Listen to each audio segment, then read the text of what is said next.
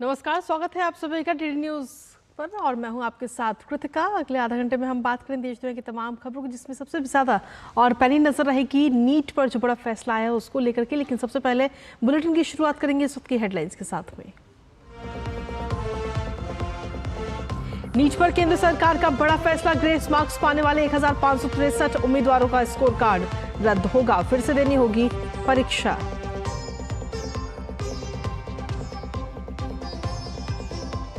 Supreme court की फटकार के बाद दिल्ली सरकार ने कोर्ट में दाखिल की स्टेटस रिपोर्ट। कहा, हरियाणा में टैंकर माफिया कर रहे हैं पानी की चोरी, कार्रवाई भी हरियाणा सरकार करे। अब कोर्ट के फैसले का इंतजार।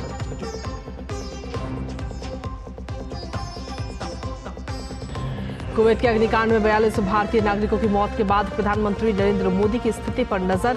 थोड़ी देर में विदेश राज्य मंत्री पहुंचेंगे कुवैत, हालातों का लेंगे जायजा।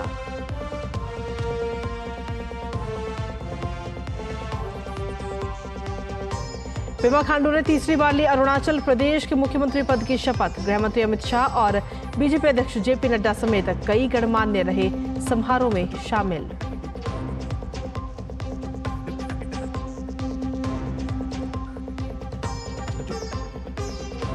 G7 शिखर सम्मेलन में हिस्सा लेने के लिए आज इटली रवाना होंगे प्रधानमंत्री नरेंद्र मोदी। कई देशों के प्रमुखों के साथ करेंगे द्विपक्षीय वार्ता।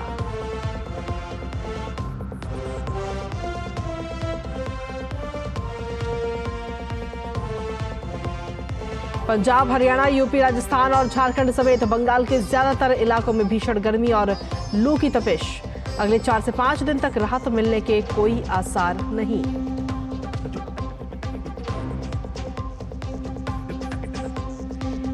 और खेल की खबरों में T20 वर्ल्ड कप के रोमांचक मुकाबले में वेस्टइंडीज ने न्यूजीलैंड को 13 रनों से दी शिकस्त। सुपर 8 में बनाई अपनी जगह।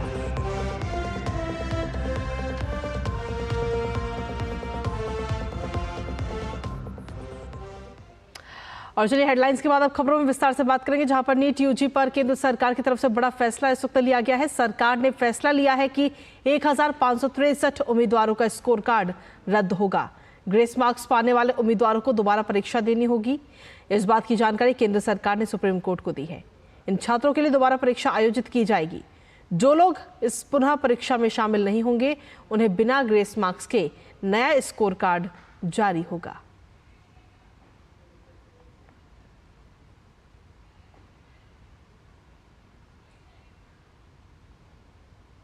और वहीं केंद्रीय शिक्षा मंत्री धर्मेंद्र प्रधान ने मोदी मंत्रिमंडल में शामिल होने के बाद शास्त्री भवन दिल्ली स्थित शिक्षा मंत्रालय में अपना पदभार ग्रहण किया। इस मौके पर राज्य मंत्री सुकांत मजूमदार और जयंत चौधरी भी मौजूद रहे। धर्मेंद्र प्रधान ने मीडिया से बातचीत में कहा कि नेशनल एजुकेशन पॉलिसी को 100% जमीन पर उतारना हमारी सबसे बड़ी प्राथमिकता होगी। नीट यूजी के मुद्दे पर बोलते हुए केंद्रीय शिक्षा मंत्री धर्मेंद्र प्रधान ने कहा कि मामले में दोषी लोगों को दंडित किया जाएगा और सभी छात्रों के साथ सरकार पूरा न्याय करेगी। आदरणीय जयंत चौधरी जी और बंगाल से लोकसभा से जीते हुए आए मेरे मित्र डॉक्टर सुकांत मजूमदार जी, माननीय प्रधानमंत्री जी ने उनकी तीसरी पारी राष्ट्रीय शिक्षा नीति 2020 को एक तेजी से इम्प्लीमेंटेशन करने के लिए जो पुनः मैंडेट हमको मिला है, उसके लिए उन्होंने नई टीम बनाई है। हम तीनों मिलके NEP 2020 को भारत की विद्यार्थियों के लिए, नई पीढ़ी के लिए जो NEP के सारे फीचर है जो पिछले 4 साल से उसकी बहुत नीचे तक जाने की एक ग्रैंड स्ट्रैटेजी बन चुकी है। स्टार्टिंग फ्रॉम बाल बाटिका टू रिसर्च फाउंडेशन, एम्प्लॉयबिलिटी बढ़ाने के लिए स्किल को फॉर्मल एजुकेशन की पार्ट बनाना, रूटेड और फ्यूचरिस्टिक एजुकेशन बनाना, आज भारत विश्व मित्र की कल्पना कर रहा है, वसुधैव कुटुंबकम की कल्पना कर रहा है। भारत की जो डेमोग्राफिक डिविडेंड आने वाले 25 साल तक रहेगा, उस डेमोग्राफिक डिविडेंड को, भारत की रिक्वायरमेंट को पूरा करते हुए ग्लोबल नेसेसिटी को पूरा करने के लिए हमारी स्टूडेंट्स एंड यूथ फोर्स को कैसे तैयार किया जाए, ये school, higher education and skill department से ही होगा। संजोग से जयंत जी ये दोनों कामों की कड़ी भी बनने वाले हैं। उनको माननीय प्रधानमंत्री जी ने स्पेसिफिक स्किल डेवलपमेंट की काम दिया है और एजुकेशन में भी जोड़ा है। जो पिछले 3 साल से हमने एक नया ब्रिज बनाई थी, उस ब्रिज में अभी तेजी से गाड़ी दौड़ने वाली है। एनईपी को पुरजोर सारे शिक्षा व्यवस्था में इंप्लीमेंट करना हमारी प्रायोरिटी रहेगी। आने वाले 100 डेज में स्कूल और हायर एजुकेशन दोनों मिलके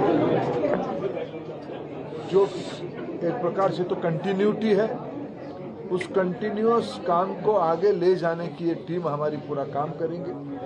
दोनों मैं मित्रों को पहले से भी जानता हूं, उन दोनों की विशेष कॉम्पिटेंसी है। अभी जो हमको दुनिया की आवश्यकता है, भारत की स्टूडेंट्स की जो चैलेंजेस है, इस सारे को हम लोग मिलके, हमारी टीम, कॉम्पिटेंट ब्यूरोक्रेसी हमारे साथ है, एकेडेमिया की बहुत बड़ा परिवार, शिक्षा परिवार हम लोगों के साथ है, इंडस्ट्री हमारे साथ है, प्रोफेशनल्स हमारे साथ है, देश की गुडविल हमारे साथ है। हम इसको प्रधानमंत्री जी की जो विजन है विकसित भारत, उसको इम्प्लीमेंट करने के लिए एजुकेशन एंड स्किल एक बहुत बड़ा इंस्ट्रूमेंट है। उस काम पे हम आज ही से जुट जाएंगे। आप सभी लोग आए, आपको बहुत बहुत धन्यवाद। और इसी पर ताज़ा अपडेट ले लेते हैं। सीधा हमारे साथ में इस वक्त हमारे सहयोगी विकास सारथी इस वक्त जुड़ रहे हैं।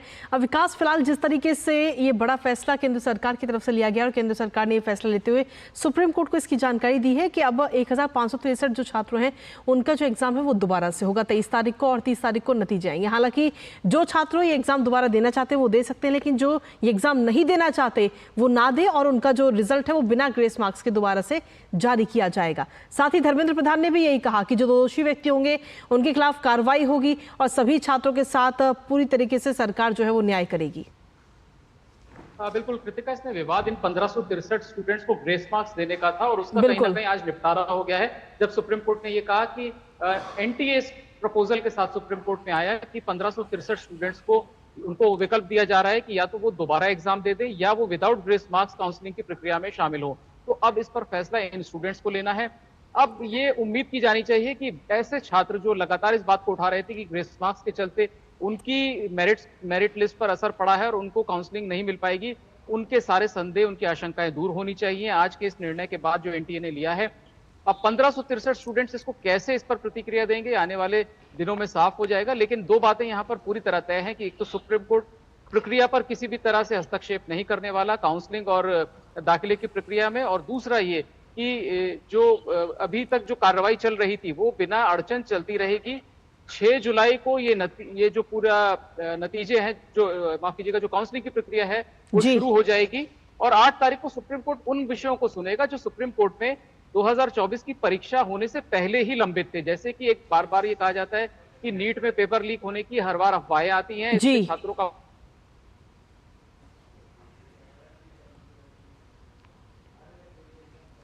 चलिए विकास, बहुत बहुत शुक्रिया हमारे साथ जुड़ने के लिए, ताज़ा अपडेट हमारे तक पहुंचाने के लिए। तो वाकई देखना होगा कि 8 तारीख को जब बाकी इससे पहले जब ये एग्ज़ाम हुए उससे पहले जो लंबित मामले थे उन पर सुनवाई होगी, लेकिन फिलहाल अब ये जो एक तरह से देखा जाए तो जो फैसला है वो अब छात्रों को लेना है कि वो दोबारा एग्ज़ाम में बैठेंगे या नहीं। इस पर भी हालांकि देखना होगा कि छात्रों की तरफ से क्या फैसला लिया जाता है। इसी के साथ अन्य खबरों का भी रुख कर लेते हैं, जहाँ दिल्ली में जल संकट को लेकर दिल्ली सरकार की तरफ से एक नया बहाना इस वक्त सामने आया। दरअसल कल सुप्रीम कोर्ट की फटकार के बाद में आज फिर से होने वाली सुनवाई से पहले केजरीवाल की सरकार ने स्टेटस रिपोर्ट फाइनल कर दी है। कहा है कि टैंकर माफिया दिल्ली की सीमा से लगे हरियाणा के इलाके से पानी चोरी कर रहे हैं और वो इलाका दिल्ली सरकार के अधिकार क्षेत्र से बाहर है, इसलिए हरियाणा सरकार को इस पर कार्रवाई करनी चाहिए। दिल्ली सरकार ने कहा है कि अवैध तरीके से पानी के इस्तेमाल और बर्बादी के खिलाफ शिकायतें दर्ज करने के लिए अपने दिल्ली जल बोर्ड ने अभियान चलाया हुआ है। 31 मई 2024 की डीजीपी की रिपोर्ट से पता चलता है कि दिल्ली जल अधिनियम 1998 की विभिन्न धाराओं के तहत कुल 117 चालान जारी किए गए और 35 अवैध कनेक्शन भी काटे गए हैं।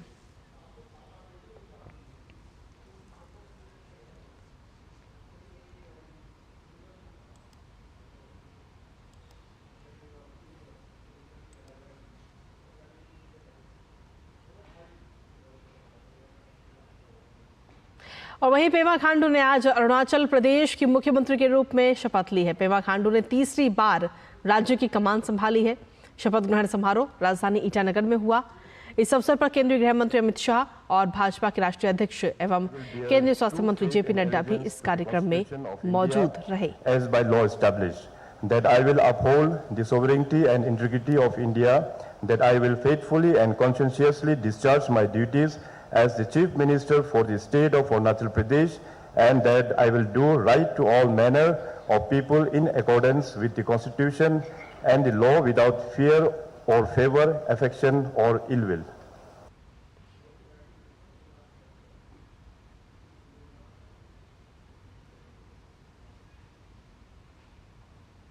वहीं चौना मीन ने अरुणाचल प्रदेश के उप मुख्यमंत्री के रूप में शपथ ली है। I, Chona Mein, do swear in the name of God that I will bear true faith and allegiance to the Constitution of India as by law established, that I will uphold the sovereignty and integrity of India, that I will faithfully and conscientiously discharge my duties as the Deputy Chief Minister for the state of Arunachal Pradesh, and that I will do right to all manner of people in accordance with the Constitution and the law without fear or favor, affection or ill will.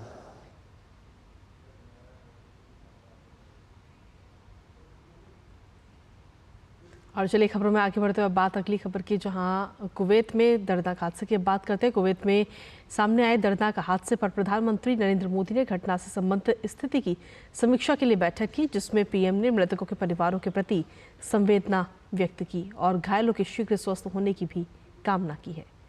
प्रधानमंत्री राहत कोष से मृतक भारतीय नागरिकों के परिवारों को 2-2 लाख रुपए की आर्थिक मदद देने की भी घोषणा की गई। साथ ही आपको बता दें कि एक इमारत में बुधवार की सुबह आग लगने से 49 लोगों की मौत हो गई और 50 से ज्यादा लोग घायल हो गए। मरने वालों में 42 भारतीय भी शामिल हैं। अग्निकांड में मरने वाले ज्यादातर लोग केरल और तमिलनाडु के हैं। हादसे की खबर के बाद दोनों राज्यों के परिवारों में गम का माहौल है और इस भवन में लगभग 195 मजदूर रहते थे, जिसका स्वामित्व मलयाली व्यवसायी केजी अब्राहम के नेतृत्व वाली कंपनी के पास है। कुवैत में भारतीय दूतावास ने एक हेल्पलाइन नंबर 965655055246 भी जारी किया है।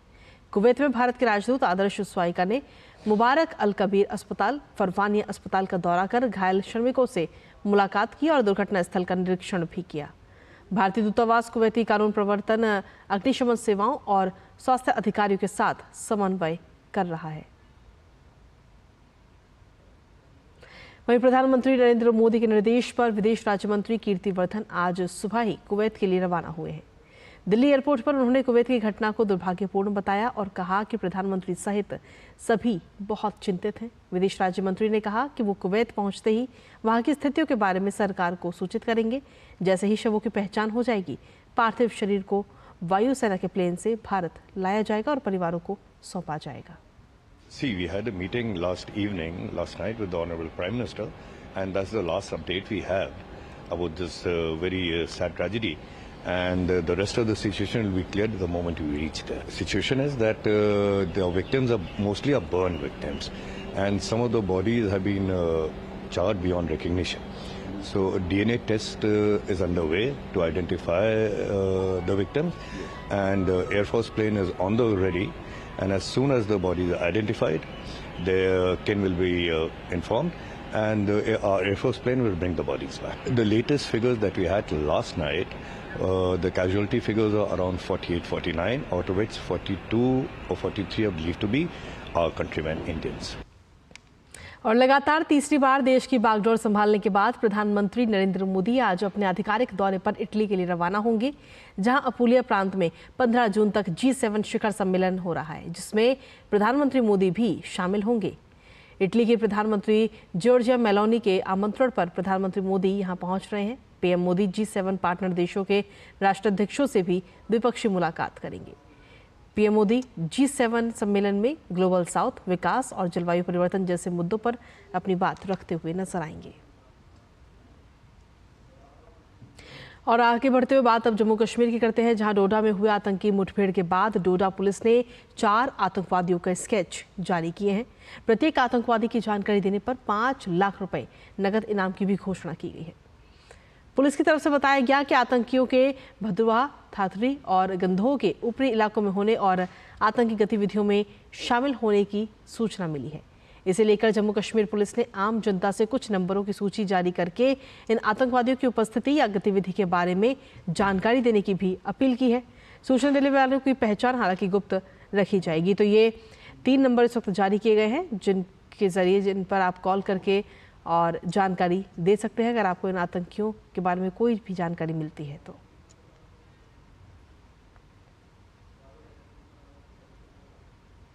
वहीं जी किशन रेड्डी ने केंद्रीय मंत्री प्रहलाद जोशी की उपस्थिति में केंद्रीय कोयला और खान मंत्री के रूप में कार्यभार संभाला। वो सिकंदराबाद से भारतीय जनता पार्टी के सांसद हैं।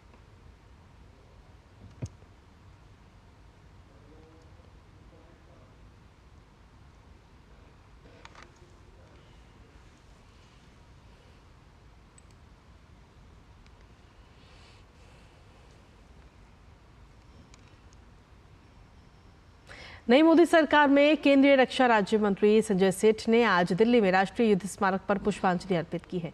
कार्यभार संभालने से पहले उन्होंने शहीद नायकों को श्रद्धांजलि दी। वहां झारखंड के रांची से भारतीय जनता पार्टी के सांसद हैं।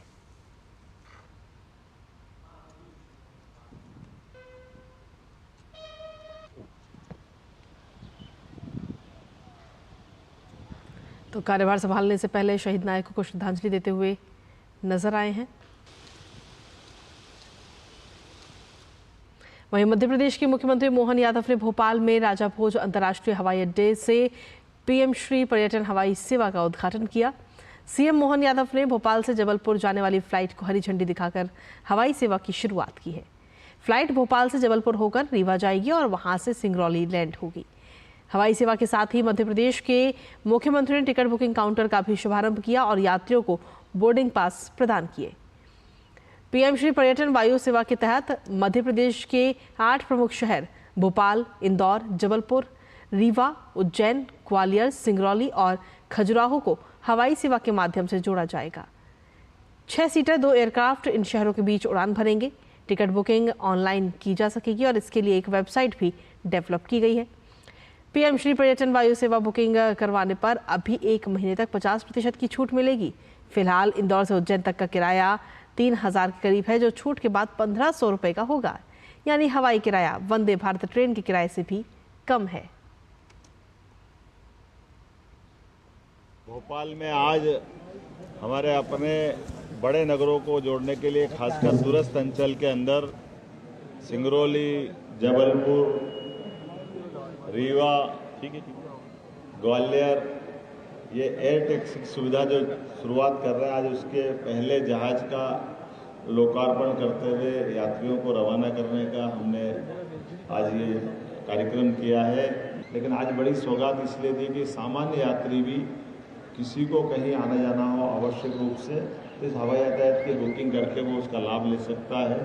मैं उम्मीद कर रहा हूँ कि इन सौगातों के भरोसे से हमारे अभी तक के जो हवाई यातायात के अलावा केवल रेलवे और मार्ग से यातायात करते थे, सड़क मार्ग से, उसके अलावा ये तीसरा रास्ता खुला है। ऐसी अच्छी सौगात के लिए एक बार पूरे प्रदेश की जनता को बधाई। और आज से श्री जगन्नाथ मंदिर के सभी चारों द्वार एक बार फिर से आम जनता के लिए खोल दिए गए हैं। दरअसल आज सुबह ओडिशा के मुख्यमंत्री मोहन चरण मांझी पुरी के सांसद संबित पात्रा, बालासोर के सांसद प्रताप चंद्र सारंगी समेत अपने तमाम मंत्रियों के साथ पुरी के जगन्नाथ मंदिर में पूजा की।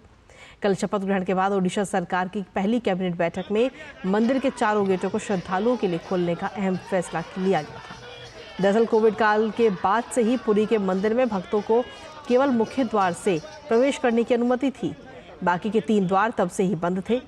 ओडिशा के मुख्यमंत्री मोहन चरण मांझी ने इस अवसर पर कहा कि कल कैबिनेट की मीटिंग में जगन्नाथ मंदिर के 4 द्वार को खोलने के लिए हमने प्रस्ताव रखा था और वो प्रस्ताव पारित हुआ। कैबिनेट मीटिंग के प्रस्ताव में जैसे महाप्रभु जगन्नाथ की जो 4 द्वार है वो बंद था, इसलिए 4 द्वार को खोलने के लिए वो प्रस्ताव हमने रखे थे। प्रस्ताव भी पारित हुआ। महाप्रभु जगन्नाथ की सुरक्षा, रक्षणाबेक्षण और उनके जो डेवलपमेंट का जो काम भी और जो तत्कालीन परिस्थिति का मुकाबला करने के लिए सरकार ने एक कॉर्पस फंड वो कैबिनेट में प्रस्ताव 2 नंबर पर हमने प्रस्ताव रखे, निष्पत्ति भी लिए। अगला जो बजट आएगा उसमें से हम कॉर्पस फंड 5 करोड़ का बजट में रखते हुए उसका मैनेजमेंट के लिए निश्चित रूप से जल्द हम व्यवस्था करेंगे। वहीं गर्मी और लू के कारण उत्तर भारत में एक बार फिर लोगों की परेशानियां बढ़ गई हैं। गर्म हवाओं के कारण लोगों का घर से निकलना मुश्किल हो गया है। मौसम विभाग ने उत्तर प्रदेश के कई हिस्सों समेत गांगेय पश्चिम, बिहार और झारखंड में तेज लू चलने की संभावना व्यक्त करते हुए रेड अलर्ट जारी किया है। साथ ही उत्तराखंड के कुछ हिस्सों, जम्मू डिवीजन के अलग अलग हिस्सों में हीटवेव की स्थिति रहने की भी संभावना है। गांगेय पश्चिम के पुरुलिया में अधिकतम तापमान 43.3 डिग्री सेल्सियस, झारखंड के डाल्टनगंज में 46.5 डिग्री सेल्सियस और सबसे अधिक उत्तर प्रदेश के कानपुर में अधिकतम तापमान 47.5 डिग्री सेल्सियस दर्ज किया गया। वहीं दिल्ली में अधिकतम तापमान 46.4 डिग्री सेल्सियस दर्ज किया गया है। ऐसे में लोगों को गर्म हवाओं से बचने और अनावश्यक बाहर निकलने से परहेज करने के साथ ही अधिक मात्रा में पेय पदार्थ का सेवन करने की भी सलाह दी जाती है। और आगे बढ़ते हुए असम की बात करते हैं, जहां बाढ़ की स्थिति में पिछले कुछ दिनों में थोड़ा सुधार हुआ है। 2 जिलों में बाढ़ प्रभावित गांवों की संख्या घटकर 25 हो गई है। हालांकि 1971 लोग बाढ़ से अभी भी प्रभावित हैं। तो वहीं बाढ़ की पहली लहर में मरने वालों लोगों की संख्या 25 है। करीमगंज और नागांव 2 जिले बाढ़ से प्रभावित हैं। इसी के साथ कुल 25 गांव और 5 मंडल अभी भी बाढ़ से प्रभावित हैं। प्रभावित लोगों को राहत सामग्री प्रदान करने के लिए राहत शिविर स्थापित किए गए थे, जहां 32 से ज्यादा लोग राहत शिविरों में रह रहे हैं। एनडीआरएफ और एसडीआरएफ की टीम बचाव अभियान में जुटी है और बाढ़ प्रभावित लोगों को राहत सामग्री प्रदान कर रही है। वहीं पूर्वोत्तर क्षेत्र अरुणाचल प्रदेश, असम और मेघालय, नागालैंड, मणिपुर, मिजोरम, त्रिपुरा में मौसम के पूर्वानुमान के अनुसार काफ़ी बारिश हो रही है। उप हिमालय पश्चिम बंगाल और सिक्किम, असम, मेघालय और अरुणाचल प्रदेश में 14 जून तक भारी बारिश होने की संभावना है। वहीं बात करें उत्तर बंगाल की, तो यहाँ बाढ़ की जैसी स्थिति देखने को मिल रही है। लेफ्टिनेंट जनरल उपेंद्र द्विवेदी ने करियप्पा परेड ग्राउंड में द्रास थंडर मोटरसाइकिल रैली को हरी झंडी दिखाई। आज दिल्ली से शुरू होकर बाइकर्स 20 जून को द्रास पहुंचने वाले हैं। बता दें कि इस साल कारगिल युद्ध को 25 साल पूरे हो रहे हैं।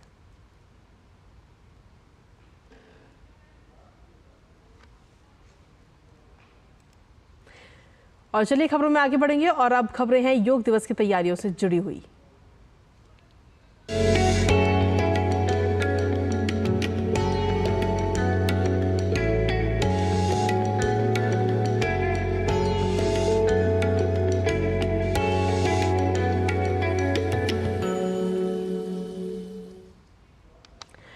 और अंतर्राष्ट्रीय योग दिवस की अगर हम बात करें तो अंतर्राष्ट्रीय योग दिवस के लिए देश ही नहीं बल्कि विदेशों में भी तैयारियां शुरू हो चुकी हैं। योग दिवस से पहले विदेशों में भी कई कार्यक्रम आयोजित किए जा रहे हैं।